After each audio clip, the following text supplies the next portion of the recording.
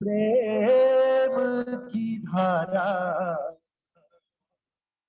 जहाँ से बही, प्रेम की धारा जहाँ से बही।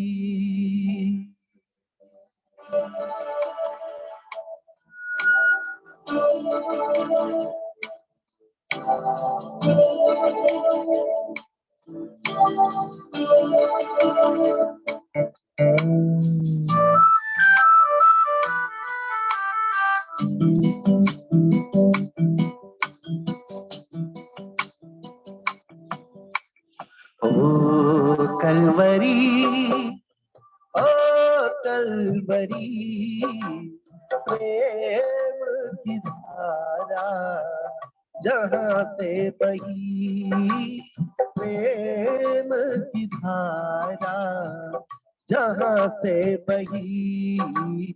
ओ कलवरी, ओ कलवरी, प्रेम की धारा जहाँ से बही, प्रेम की धारा जहाँ से बही। ओ कलवरी।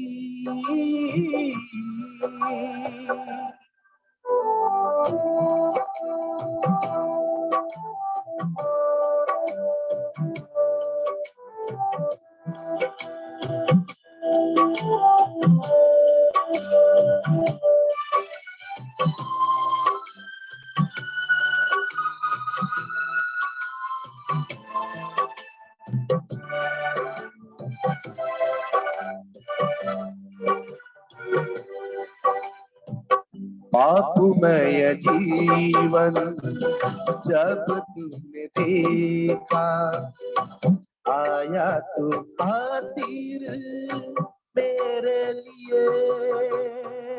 पापमय जीवन जब तुमने देखा, आया तो खातिर मेरे लिए।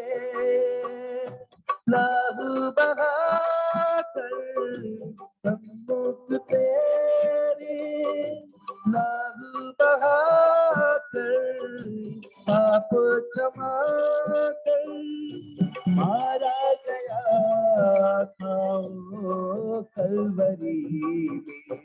ओ कलवरी, ओ कलवरी, प्रेम की धारा जहाँ से बही, प्रेम की धारा जहाँ से बही। ओ कलवरी।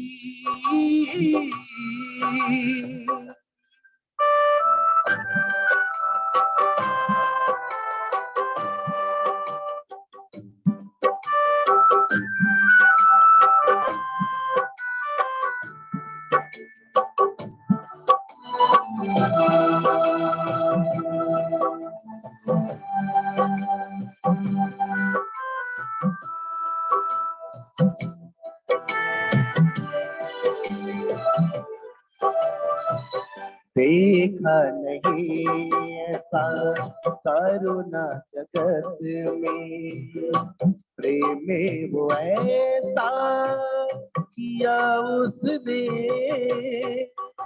देखा नहीं ऐसा करुणा जगत में, प्रेम वो ऐसा किया उसने।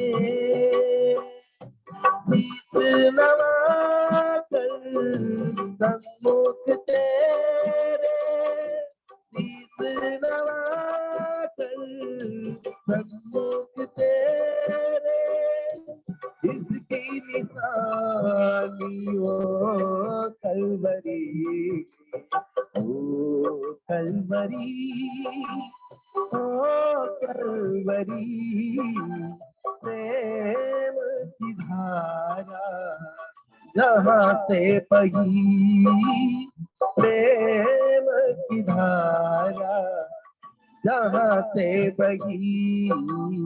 ओ कलवरी।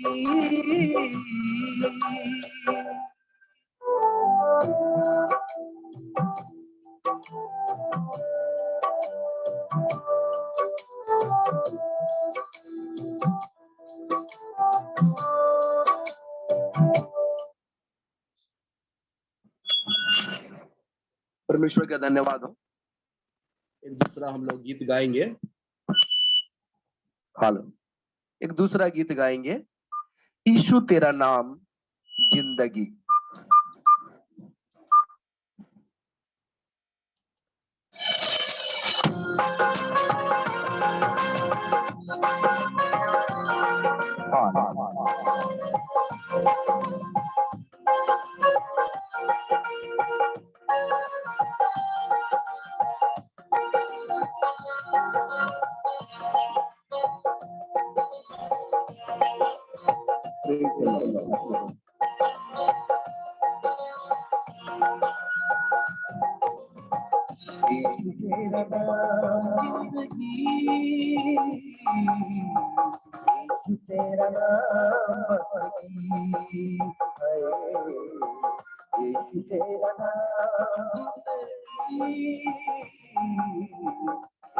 तेरा नाम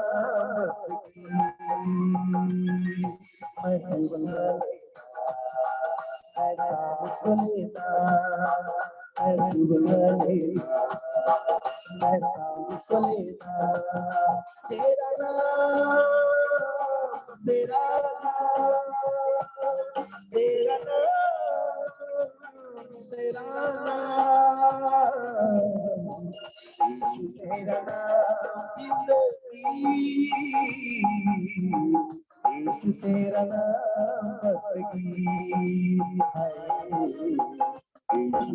नाम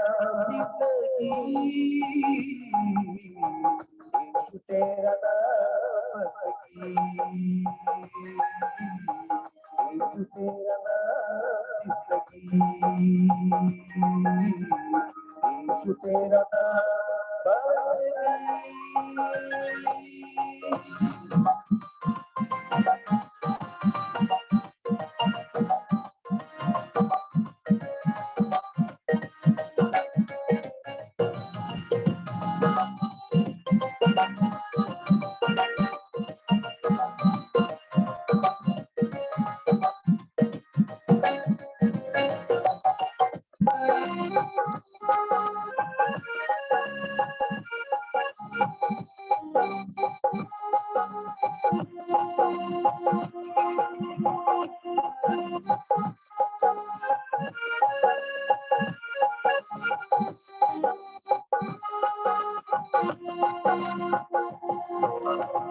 मेरी बातों में तेरी बातें, मेरे होठों पे तू तेरी ही बातें।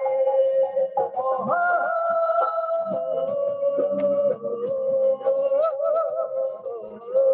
मेरी बातों में तेरी ही बातें, मेरे होठों पे तू तेरी ही बातें। मेरी बातों में तेरी ही बातें, मेरे होठों पे तेरी ही बातें। तेरा नाम मुझको जीवन है देता, तेरा नाम ही मुझको ताकत है देता।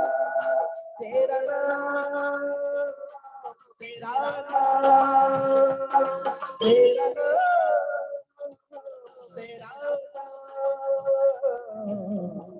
यीशु तेरा नाम जिंदगी, यीशु तेरा नाम जिंदगी, यीशु तेरा नाम जिंदगी, यीशु तेरा नाम जिंदगी, यीशु तेरा नाम जिंदगी,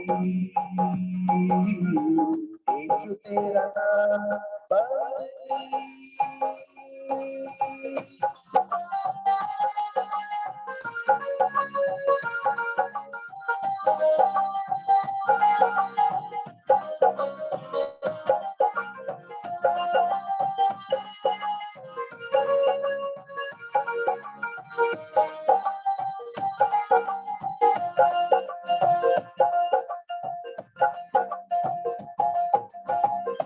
जीवन की ज्योति तू है, जीवन की रोटी तू, मेरा सहारा तू है, मेरा किनारा तू।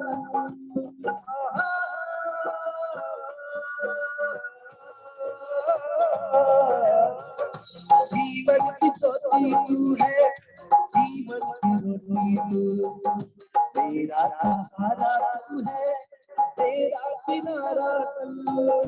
जीवन की ज्योति तू है, जीवन की रोटी तू, तेरा सहारा तू है, तेरा किनारा तू। तेरा नाम कहता हर पल करता, तेरा नाम पूछा तेरा नाम, तेरा नाम, तेरा नाम, तेरा नाम, तेरा नाम जिंदगी, तेरा नाम मैं तुझको लेना, मैं तुझको लेना, तेरा नाम, तेरा तेरा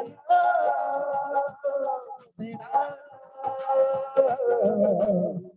यीशु तेरा नाम जिंदगी,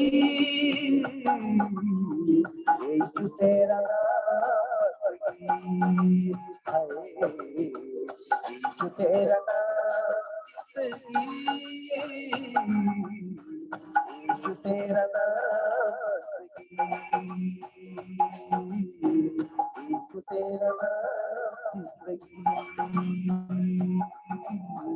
यीशु तेरा नाम जिंदगी, यीशु तेरा नाम यीशु तेरा नाम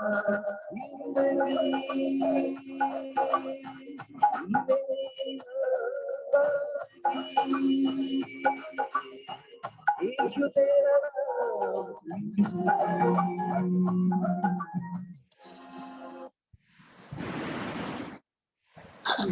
धन्यवाद राकेश भाई को। और दोनों गाना मीनिंगफुल था और अच्छी तरह गाया, तो आशीष करे। अभी हम प्रार्थना के साथ तो म्यूजिक की ओर जाएंगे। भाई निरंजन से अनुरोध है, कृपया प्रार्थना कीजिए, छोटा सा प्रार्थना। और भाई प्रभु का दास यस थॉमस आंसर करते हैं।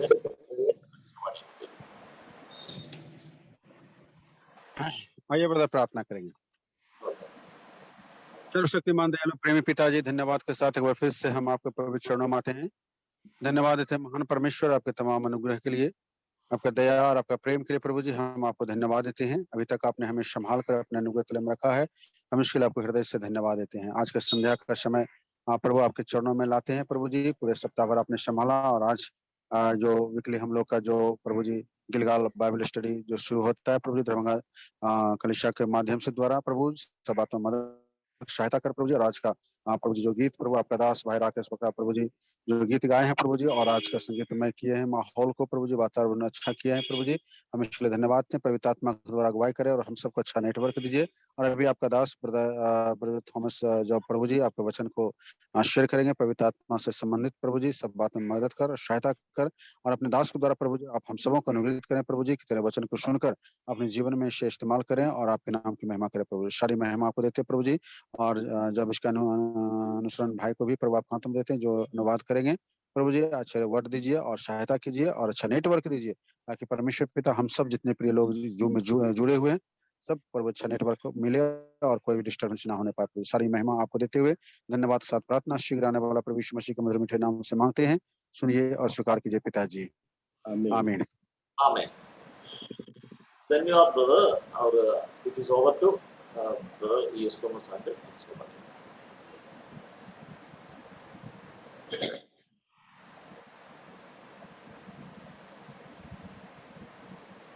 Praise the Lord once again to have you all on this remote platform on our continuous studies on the doctrine of Holy Spirit. सबों को संध्याकालीन अभिवादन और इसी प्लेटफॉर्म के जरिए से परमेश्वर का वचन पवित्र आत्मा के संबंधित विस्तृत अध्ययन के लिए हम लोग शामिल हुए हैं। Last class we closed with the relationship of the Holy Spirit with the Holy Trinity. पवित्र आत्मा का जो संबंध पवित्र त्रिएक परमेश्वर के साथ, और उसी को कहकर हम समाप्त किए थे पिछले बार। And when we came to almost the closure of our class, we stepped into the introduction to this particular chapter. और इस अध्याय, निर्दिष्ट अध्याय के प्रति हम परिचय दे करके हम उसी दिन का क्लास को समाप्त किए थे। The Holy Spirit is called as the Spirit of the Almighty God. पवित्र आत्मा को सर्वशक्तिमान परमेश्वर का आत्मा करके कहा गया है। The very name Holy Spirit of God is self-explanatory that he is coming from God. पवित्र आत्मा का जो नाम है या परमेश्वर का आत्मा है, वही हमें दर्शाता है कि वो परमेश्वर से आया हुआ है। In the previous class, I reminded you there are two different schools of thoughts regarding the procession of the Holy Spirit. पवित्र आत्मा कैसे आगमन किया उसके बारे में पिछले क्लास में मैं स्मरण दिलाया था कि दो प्रकार का मतवाद है।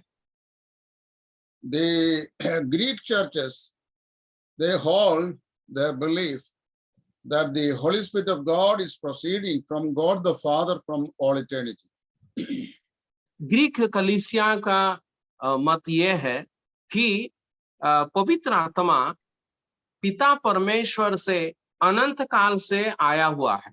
But the Roman Catholics have a little different view on this discipline as to the Holy Spirit of God is proceeding out from both the Father and the Son. लेकिन रोमन कैथोलिक लोग जो है इसके बारे में थोड़ा सा अलग मत दे करके कहते हैं पवित्र आत्मा पिता परमेश्वर से और पुत्र परमेश्वर से ही निकलता है। Both schools are presenting Bible verses from John's Gospels to substantiate their claim. और दोनों मतवाद के लोग यूहन्ना रचित सुसमाचार से ही अपना युक्ति को दावा करने के लिए पेश करते हैं। John chapter 15 verse 26 tells that the Holy Spirit of God is coming out from the Father. यूहन्ना रचित सुसमाचार 15 अध्याय का 26 में हम पढ़ते हैं कि पवित्र आत्मा पिता से निकलता है। In the same verse, it also tells us that the Lord would send the Spirit from the Father. और यही आयत में हम पढ़ते हैं कि प्रभु यीशु मसीह उस पवित्र आत्मा को पिता से भेजेंगे। There is nothing wrong in actually believing to the fact that the Spirit of God is coming out from both the Father as well as the Son. तो पिता परमेश्वर से और पुत्र परमेश्वर से पवित्र आत्मा निकलते हैं करके या आते हैं करके विश्वास करने में कोई गलती नहीं है। Since the Holy Spirit of God is a person and not merely a power, and a person like the Father and the Son, so we have the coherence to believe that he is coming from the Father as well as the Son.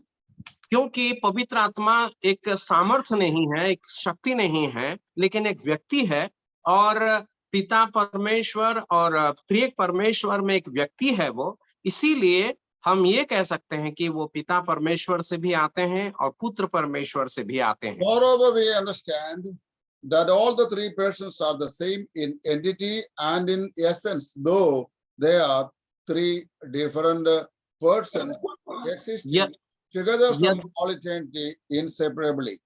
हम ये बात कह सकते हैं कि त्रिएक परमेश्वर में पिता पुत्र पवित्र आत्मा सार में एक है और उनका भाव में भी एक ही है, यद्यपि वो तीन अलग अलग व्यक्तित्व है और जो अनंतता में अनंत काल से स्थित करते हैं।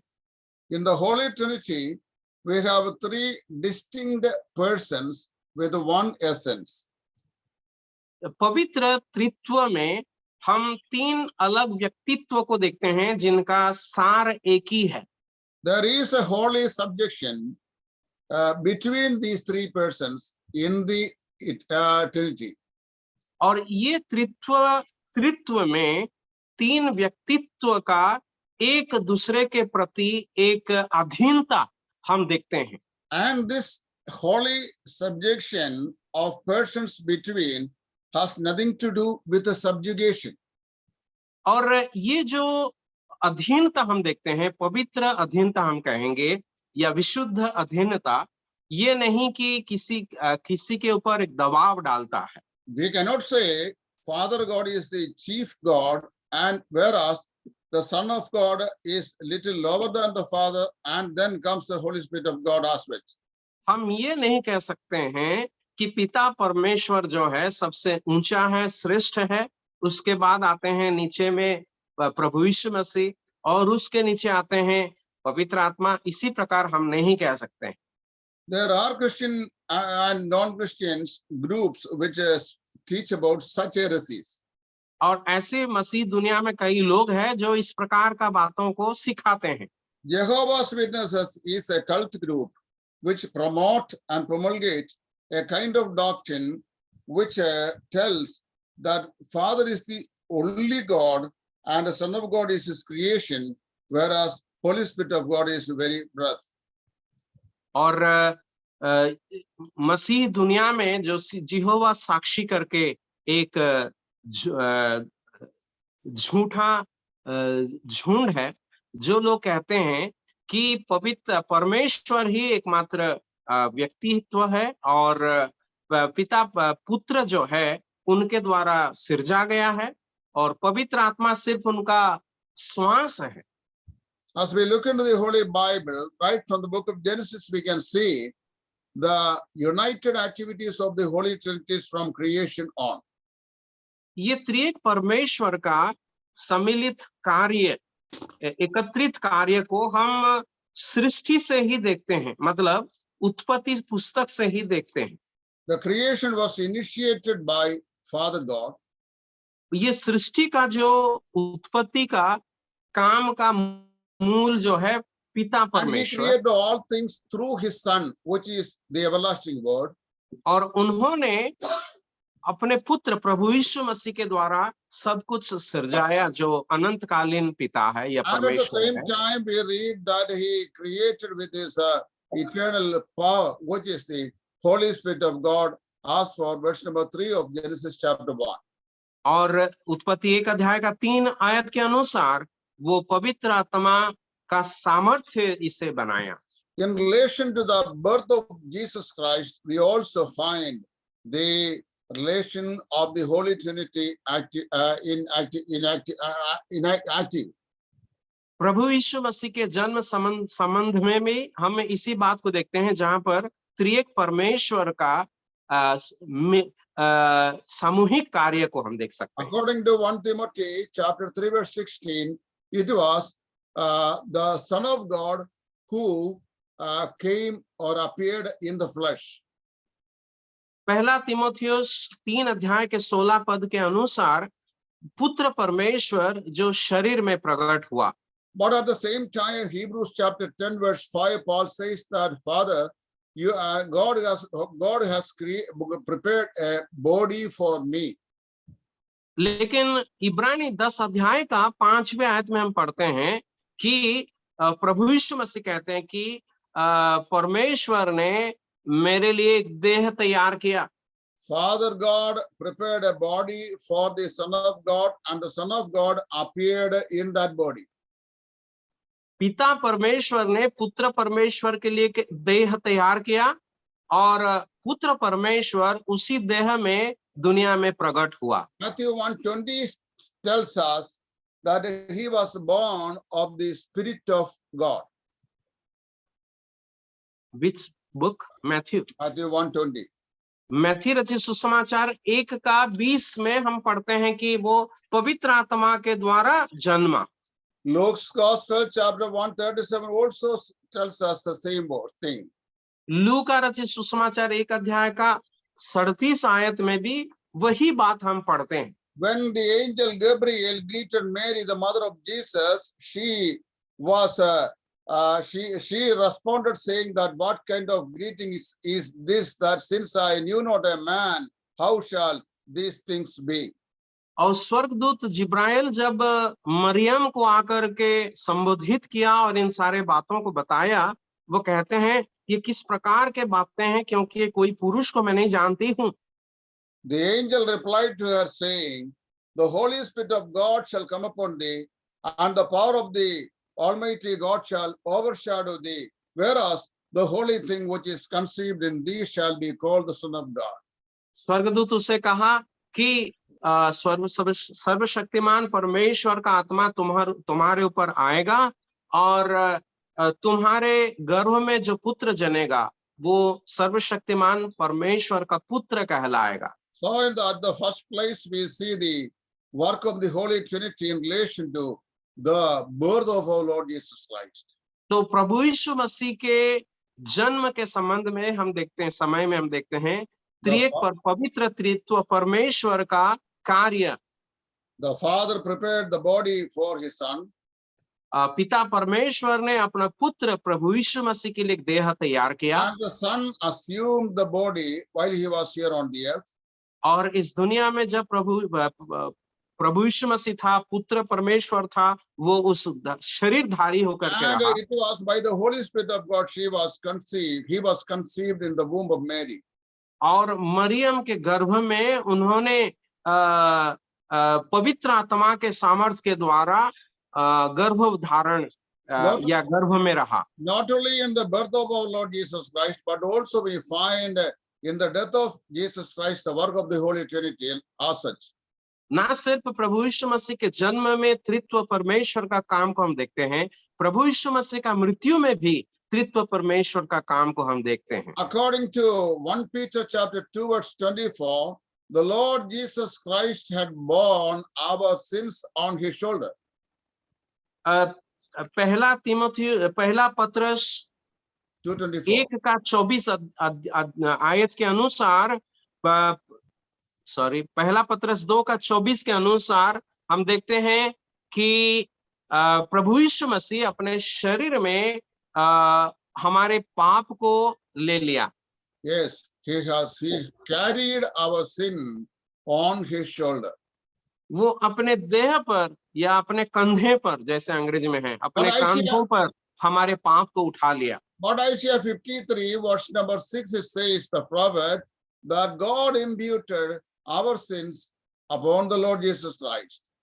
लेकिन यशाया 53 अध्याय के 6वां आयत में हम देखते हैं कि परमेश्वर ने हमारे सभी सबों का अधर्म का बोझ उसी पर लाद दिया। Hebrews chapter 9 verse 14, Apostle Paul again says that he was offered up on the cross by the eternal Spirit of the Almighty God. इब्रानी 9 अध्याय के 14 आयत में हम देखते हैं कि प्रभु यीशु मसीह ने अपने आप को सनातन आत्मा या पवित्र आत्मा के द्वारा परमेश्वर के सामने निर्दोष चढ़ाया।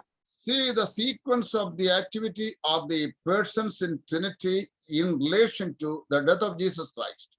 तो प्रभु यीशु मसीह के मृत्यु के संबंध में भी हम देखते हैं त्रित्व परमेश्वर का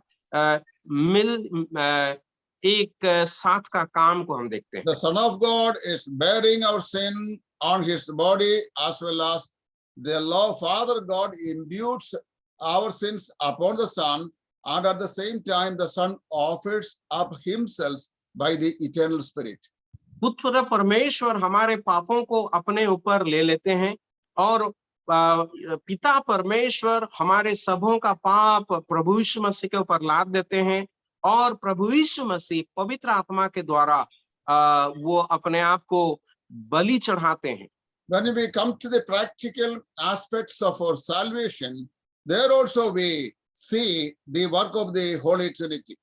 जब हमारा उद्धार के उस प्रायोगिक कार्य को हम देखते हैं, वहां भी त्रिएक परमेश्वर का या त्रित्व परमेश्वर का कार्य को। In John's Gospel, chapter 6, verse 44 and 45, our Lord Jesus Christ said that except the Father draws, that no one can come to him and believe in him. यूहन्ना 6 अध्याय का 44 और 45 में हम इस प्रकार देखते हैं कि अगर पिता किसी को अपने पास नहीं आकर्षित करता है, खींचता है, कोई भी प्रभु यीशु मसीह के पास नहीं आएगा. Which means, precisely speaking, that we were being drawn to the cross of Jesus by Father God. इसी को संक्षिप्त में कहा जाए तो प्रभु यीशु मसीह के पास अगर हम आकर्षित हुए, पिता परमेश्वर के द्वारा ही हुए. Except the Father due, men will not come to the cross of Jesus Christ and then put their belief in him. पिता परमेश्वर के कार्य के बिना कोई भी व्यक्ति प्रभु यीशु मसीह के पास आकर उन पर विश्वास नहीं करेंगे. But Luke 15:3-7, that the passage narrated that the Son of God came to seek and save that which was lost. लेकिन लूका रचित समाचार 15 अध्याय के 3 से 7 में हम देखते हैं कि परमेश्वर के पुत्र परमेश्वर कैसे जो खो गया था उसे ढूंढने के लिए आए थे. And finally, it says that it is the Holy Spirit of God actually convinces a sinner of the sin as well as the righteousness and the judgment that is to come. और आखिरी में हम देखते हैं पवित्र आत्मा परमेश्वर जो है एक व्यक्ति को पाप और न्याय और धर्म के बारे में या धार्मिकता के बारे में निरुत्तर कर देता है या पाप का बोध उसे देता है. All the three persons in the Holy Trinity is equally active in relation to our salvation when we practically think about it. और जब हम प्रायोगिक तौर पर हमारा उद्धार के बारे में सोचते हैं तो त्रित्व परमेश्वर के हर एक व्यक्ति हमारे उद्धार में कार्यरत हैं. So we have learned the work of the Spirit of the Holy Trinity in relation to the birth of Jesus Christ. हमने सीखा अभी कि प्रभु यीशु मसीह के जन्म में त्रित्व परमेश्वर का काम. The work of the Holy Trinity in relation to the death of Jesus Christ. और पवित्र त्रित्व के कार्य भी प्रभु यीशु मसीह के मृत्यु के संबंध में भी हमने देखा. And the work of the Holy Trinity in relation to our salvation. और हमने ये भी देखा हमारा उद्धार के संबंध में भी त्रित्व परमेश्वर का कार्य हो. Then again we see the work of the Holy Trinity united in the resurrection of our Lord Jesus. और उतना ही नहीं, प्रभु यीशु मसीह के पुनरुत्थान में भी पवित्र त्रित्व परमेश्वर का कार्य को हम देखते हैं. Peter says at the day of Pentecost in Acts chapter 2, when he in his message, he said that you killed him,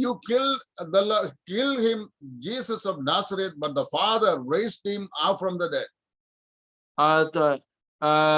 पत्रस पेंटिकोस्ट के दिन में प्रचार करके कहा, प्रेरितों के काम 2 अध्याय में, कि तुमने प्रभु यीशु मसीह को क्रूस पर चढ़ा दिया, लेकिन पिता परमेश्वर ने उसे मरे हुए में से जिलाया. But at the same time, it is recorded in the Holy Bible, Jesus saying that if you crumble down this temple, that I will build it up in 3 days.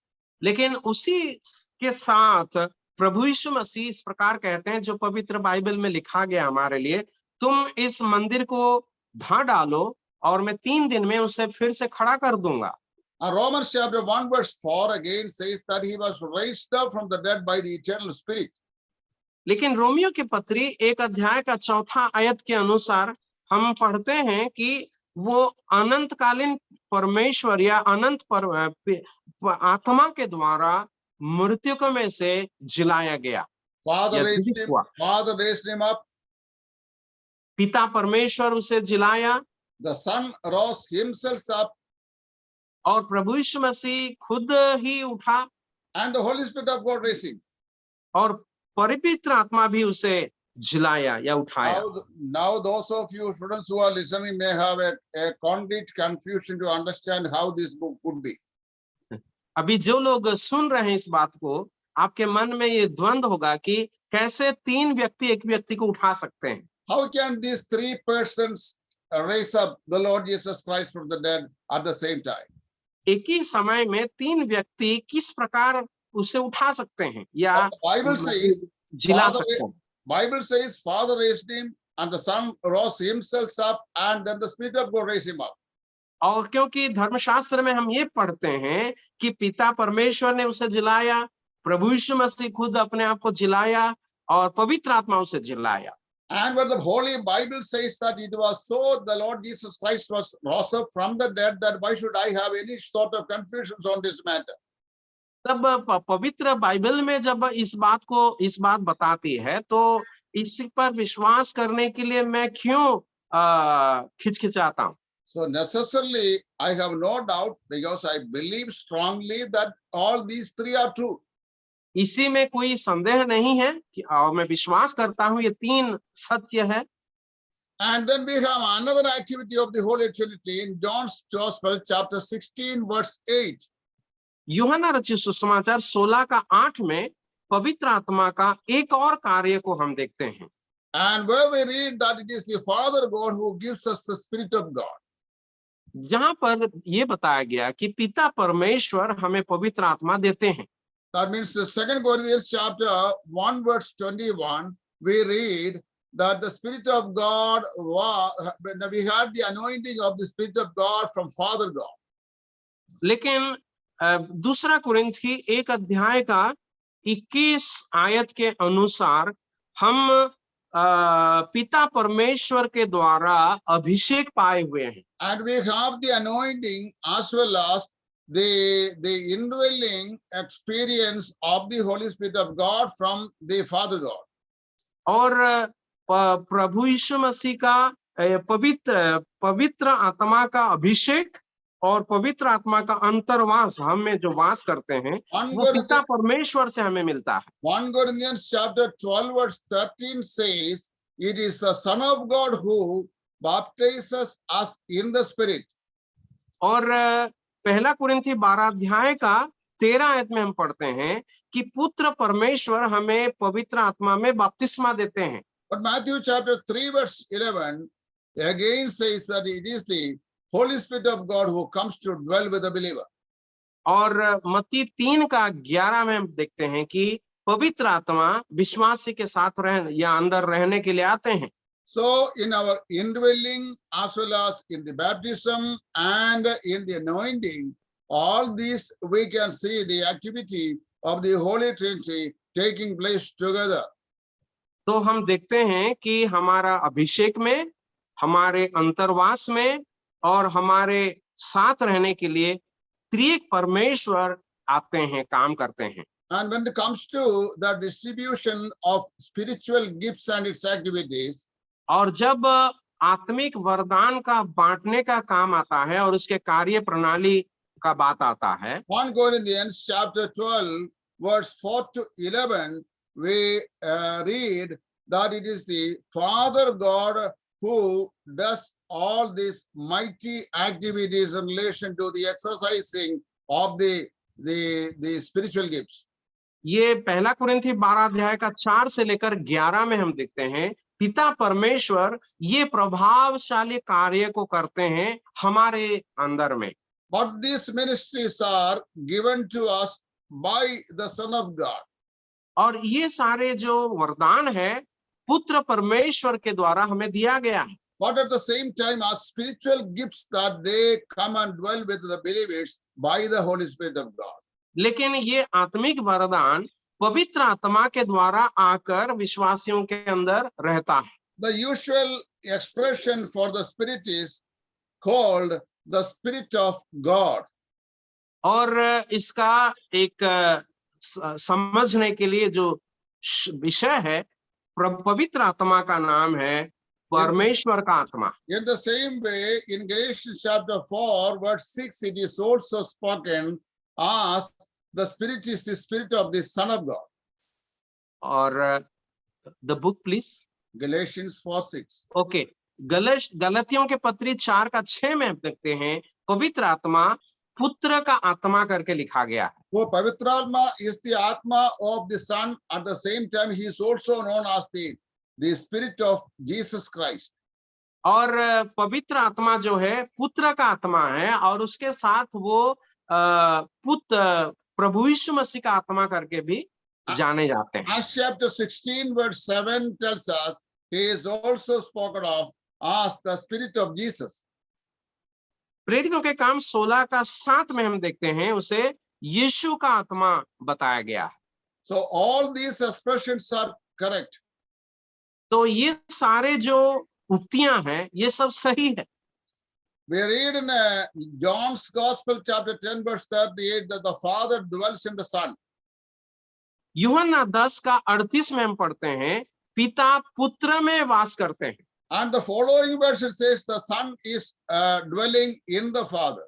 और उसके आगे वाला जो शब्द या वचन है बताता है कि पुत्र पिता में वास करते हैं।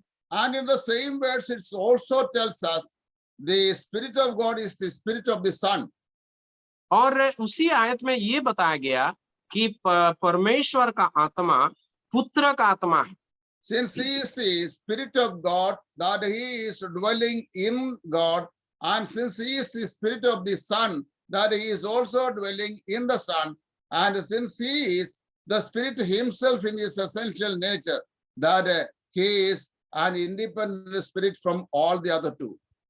क्योंकि वो पवित्र पिता का आत्मा है इसलिए पिता में वो रहता है, और वो पुत्र का आत्मा है इसलिए पुत्र में वास करता है। लेकिन वो पवित्र आत्मा है जो अलग आत्मा है, मतलब अलग सा है, अलग व्यक्तित्व है, इसीलिए वो अलग व्यक्तित्व है। We cannot assign a particular form to the Spirit of God.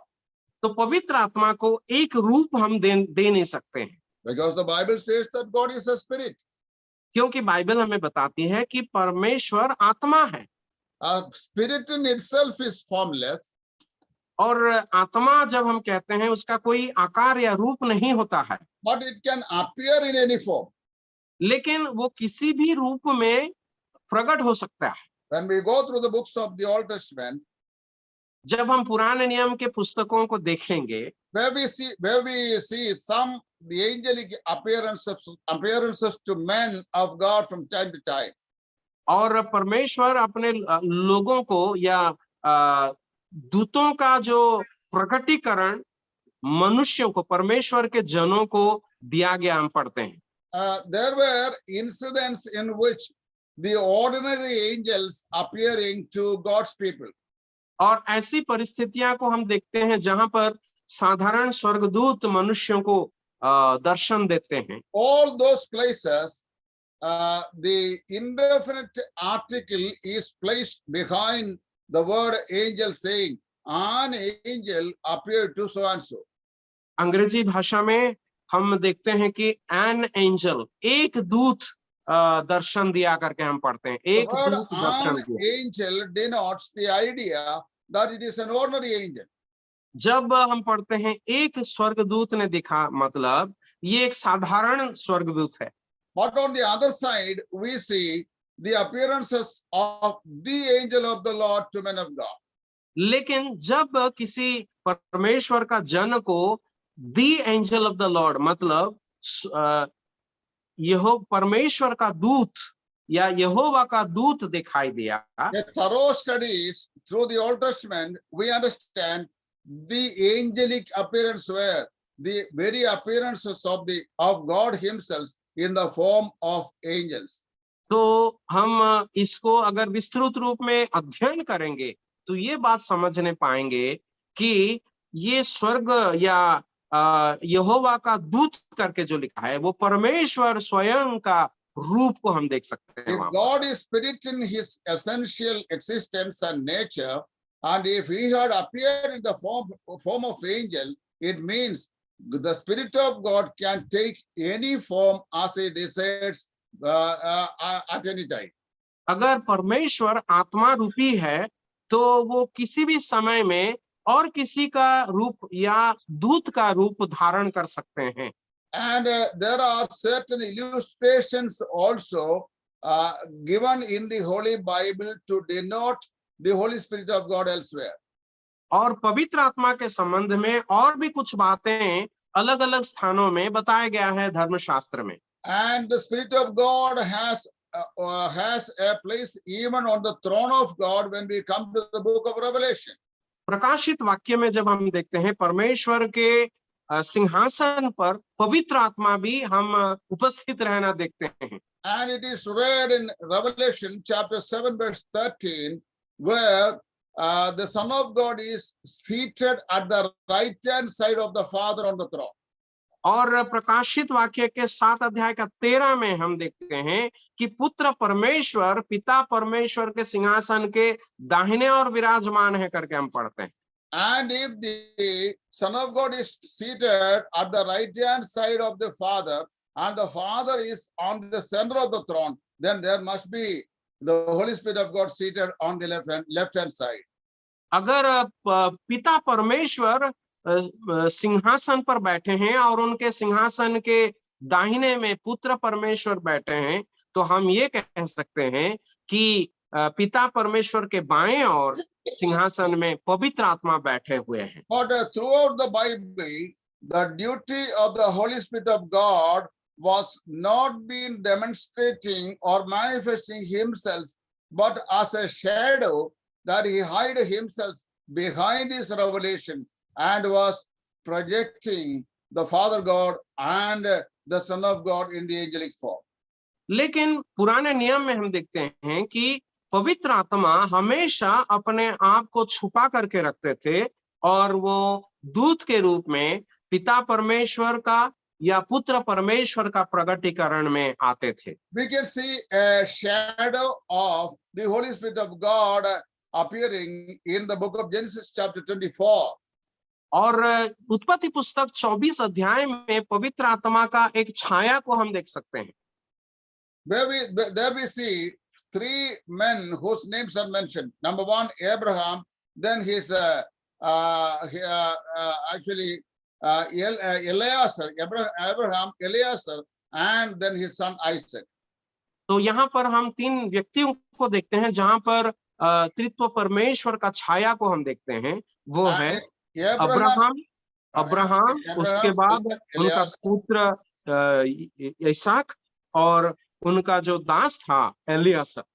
And here Abraham is standing on behalf of God the Father as a shadow. और यहाँ पर हम अब्राहम में पिता परमेश्वर का छाया को देख सकते हैं। But Isaac is standing there as a shadow or a picture to the Lord Jesus Christ, who is the Son of God. और इसहाक जो है अब्राहम का पुत्र, वो पुत्र परमेश्वर का छाया या चित्र के रूप में खड़े होते हैं। But Eliezer is standing there as a shadow for the Holy Spirit of God. लेकिन एलियासर जो दास था वो पवित्र आत्मा के छाया या छवि के चित्र के रूप में खड़े होते हैं। To my wonder, I noticed here 14 times in this chapter the name of Abraham is mentioned. मैं जब उत्पत्ति 24 अध्याय पढ़ा तो देखा कि अब्राहम का नाम 24 बार आता है। And 8 times the name of his son Isaac appears there. और उनका बेटा इसहाक का नाम 8 बार दिया गया है। But not one time the name of Eliezer found in the entire chapter. लेकिन एक भी बार एलियाजर का नाम हम नहीं पढ़ते। And he introduces himself just as the servant of Abraham. और वो सिर्फ अब्राहम का दास या सेवक के रूप में अपने आप को प्रकट करते हैं। And this is the role of the Holy Spirit of God in the entirety of the Bible we see. और पूरे बाइबल में पवित्र आत्मा का कार्य यही है। The Spirit of God is projecting or demonstrating Father God on the front and the Son of God on behind and hide himself before all the three.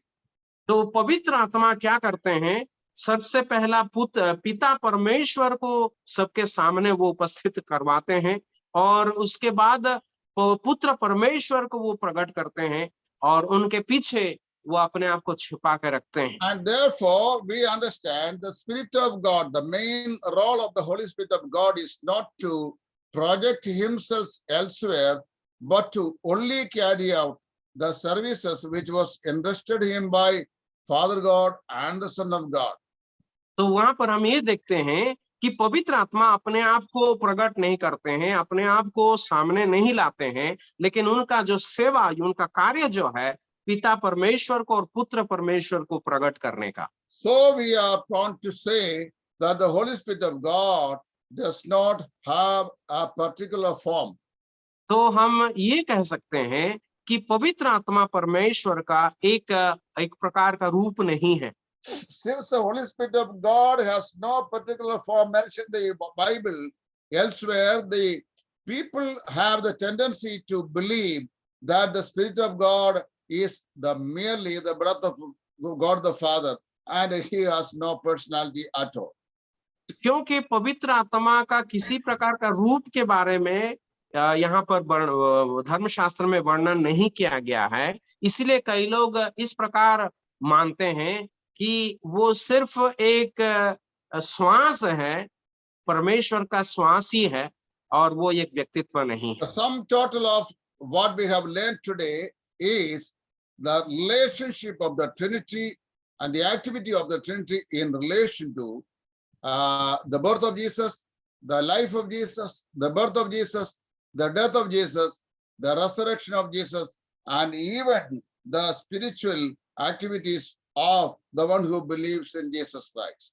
आज हमने जो सारे बातों को अध्ययन किया उसका सार इस प्रकार है। त्रित्व परमेश्वर का कार्य, एकत्रित कार्य एक प्रभु यीशु मसीह के जन्म में, प्रभु यीशु मसीह के मृत्यु में और प्रभु यीशु मसीह के पुनरुत्थान में, और हम देख सकते हैं। So the next chapter we are going to deal here is the leading of the Holy Spirit. और अगला अध्याय जो हम पढ़ेंगे वो है पवित्र आत्मा का अगुवाई। The leading of the Holy Spirit of God. पवित्र आत्मा की अगुवाई। The Bible speaks a lot about the leading of the Holy Spirit of God to the individuals from time to time. हर एक व्यक्ति को परमेश्वर का आत्मा कैसे चलाया, कैसे अगुवाई किया, इस बात को हम धर्मशास्त्र में बार-बार पढ़ते हैं। And here we read that the Spirit of God has a twofold leadings mentioned in the Holy Bible. और पवित्र बाइबल में हम पवित्र आत्मा का दो प्रकार का अगुवाई को हम देखते हैं, मार्गदर्शन को हम देखते हैं। And this is actually called the spiritual enlightenment and also the spiritual leading. और इसको इस प्रकार कहा जाता है आत्मिक प्रदीपन या आत्मिक मार्गदर्शन। See, the spiritual enlightenment is actually given by the spiritual gifts given to the body of Christ. ये जो आत्मिक प्रदीपन जो है वो पवित्र आत्मा के जो वरदान है उसके द्वारा हमें मिलता है। See, the spiritual gifts have been distributed to the members of the body of Christ, and whereas the Spirit of God is giving each member the spiritual enlightenment to exercise those spiritual gifts to the common good of the body. और प्रभु यीशु मसीह के देह में जो विश्वासी लोग हैं उनको पवित्र आत्मा के द्वारा ये आत्मिक वरदान दिया जाता है, और इस आत्मिक वरदान में आत्मिक प्रदीपन है जिसे के द्वारा हम जान सकते हैं किसको कौन सा वरदान मिला है ताकि हम उसे कलीसिया में इस्तेमाल कर सकें। 1 Corinthians chapter 12 verse 7, Apostle Paul tells us that the spiritual enlightenment, that means spiritual gifts, are given for the common good of the body. पहला कुरिन्थी 12 अध्याय का 7 में आत्मा का प्रकाश या आत्मिक प्रदीपन के बारे में हम पढ़ते हैं जो सबके लाभ पहुंचाने के लिए आत्मा का प्रकाश या आत्मिक प्रदीपन दिया जाता है। That aspect I'll be explaining when we go to study in detail the spiritual gifts of the Holy Spirit of God. पवित्र आत्मा परमेश्वर के आत्मिक वरदानों के बारे में जब हम अध्ययन करेंगे उस समय मैं इसका विशद व्याख्या आपको दूंगा। The gifts are certain spiritual abilities which God gives to the members of the body of Christ, which they did not have before, but have और obtained having received the Lord Jesus Christ.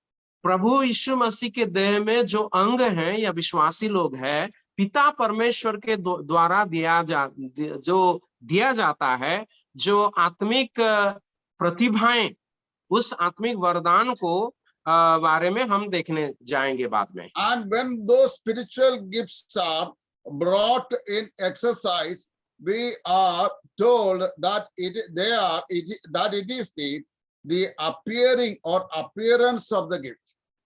और जब ये आत्मिक वरदान को हम प्रायोगिक में लाते हैं, तब उसे कहा जाता है इस आत्मिक वरदान का प्रगटीकरण करके कहा जाता है। When the enlightenment is received within the heart by the Spirit, the appearing of the gifts are out to the body.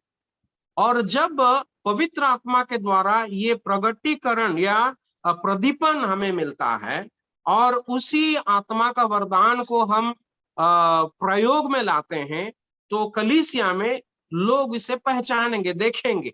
I think I am standing on the front line among the brethren at this decade, so far fighting with the so-called charismatics who demands for the exercising of the Spirit of God by the evidence of speaking in tongues and gift of prophecy. मैं समझता हूं कि मैं अकेला आज इसी विषय पर मैं खड़ा होता हूं उन लोगों के साथ लड़ने के लिए जो उनको अपने आप को करिस्मेटिक या पेंटिकोस्ट कहते हैं और पवित्र आत्मा के वरदान के बारे में बहुत कुछ बात विवाद करते हैं।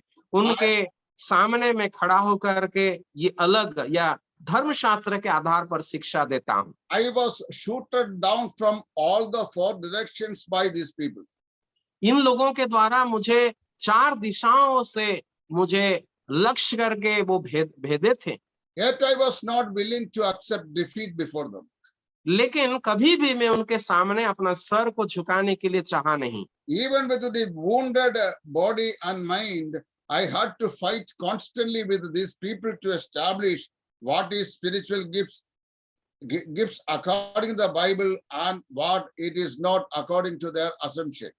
लेकिन आत्मिक तौर पर घायल होकर भी मैं उन लोगों के साथ लड़ने के लिए खड़ा हुआ ताकि परमेश्वर के वचन के अनुसार बाइबल के आधार पर ये आत्मिक वरदान क्या है और इसे किस तरह इस्तेमाल किया जाता। Bible says that if a believer doesn't get the enlightenment of the Spirit of God, that he cannot exercise the spiritual gifts which God has given to him.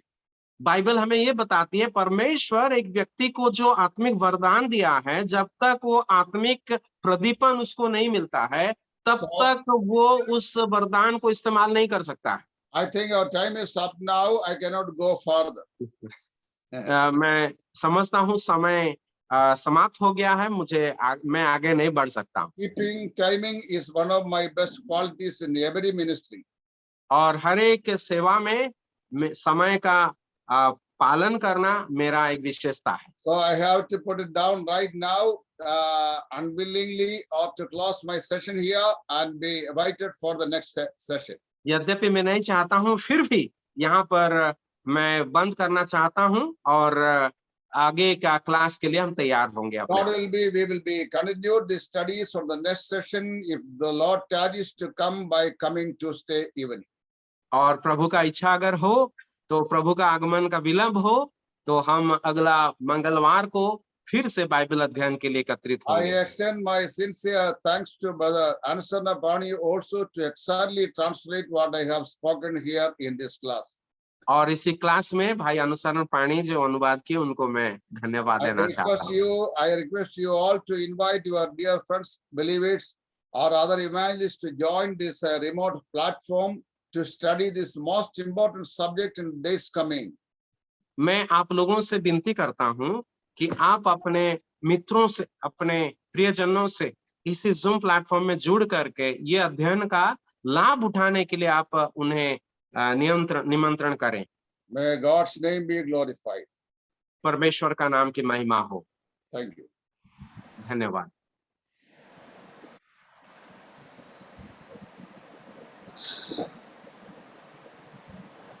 wholeheartedly I thank Brother Thomas. और अभी हम लोग प्रार्थना के साथ इस meeting को खत्म करेंगे। प्रभु का दास चंदन कुमार जो बाढ़ में सेवाएं करते हैं उनसे अनुरोध है और कृपया प्रार्थना कीजिए। एक प्रार्थना रिक्वेस्ट है मेरा। ओके, एक प्रार्थना रिक्वेस्ट है।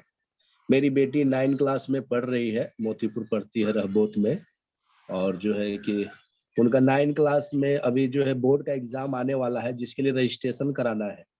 6,000 रुपया का जो है कि उधर से मांग आ रहा है कि 6,000 रुपया जमा कराए 22 तारीख से पहले। तो उसके लिए कृपया प्रार्थना में याद कीजिएगा। और मेरा भी तबीयत करीब 2-3 दिन से ठीक नहीं है, बुखार लग रहा है, अभी भी 101 बुखार है। तो प्रभु दया करे जी, प्रार्थना कीजिए। चंदन भाई सुनते हैं क्या? यस अंकल सुन रहे। ओके, प्रार्थना कीजिए। जो राजेश भाई बोला है उस विषय के लिए प्रार्थना कीजिएगा।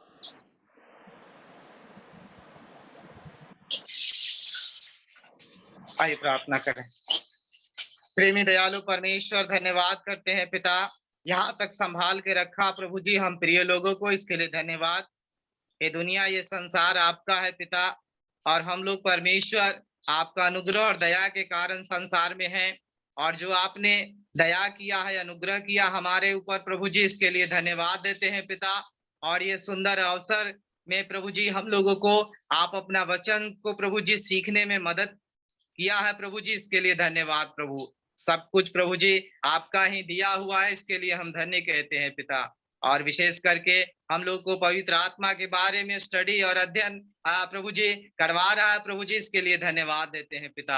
हम लोग को ये अवसर प्रदान किया है प्रभु जी, धन्यवाद देते हैं। और प्रभु जी जो ट्रांसलेशन किए प्रभु अंकल, और जो प्रभु जी वचन को दे रहे हैं प्रभु जी, उन्हें भी हम परमेश्वर प्रार्थना में याद रखते हैं प्रभु। उन्हें भी और अधिक रीति से प्रभु संभालिए पिता, उन्हें और बुद्धि ज्ञान समझ के साथ में प्रभु जी हम लोगों को प्रभु जी सिखाने और बताने पाए, जिससे कि जीवन में आगे बढ़े प्रभु जी। और जो ऑर्गेनाइज किए हैं मीटिंग प्रभु जी, अंकल को भी आपके हाथों में समर्पित करते हैं पिता। आप सहायता और मदद कीजिए प्रभु जी, हम लोग एक साथ मिलकर के आपकी स्तुति और महिमा में प्रभु जी प्रवेश करने पाए पिता। हम लोग प्रभु जी ऐसा प्रभु जी आपसे प्रार्थना करते हैं प्रभु। विशेष करके परमेश्वर राकेश भैया के लिए प्रार्थना करते हैं, उनके बच्चे का जो एडमिशन होना है परमेश्वर सही समय पे होने के लिए आप सहायता और मदद कीजिए प्रभु जी। हम लोग को यहाँ तक लेकर के आया, फिर से हम आपको धन्यवाद देते हैं। आपकी इच्छा हो तो हम लोग फिर से मिलने पाए और आपकी स्तुति और महिमा करने पाए। दुआ प्रार्थना यीशु मसीह के नाम से मांगते हैं, आमीन। Amen.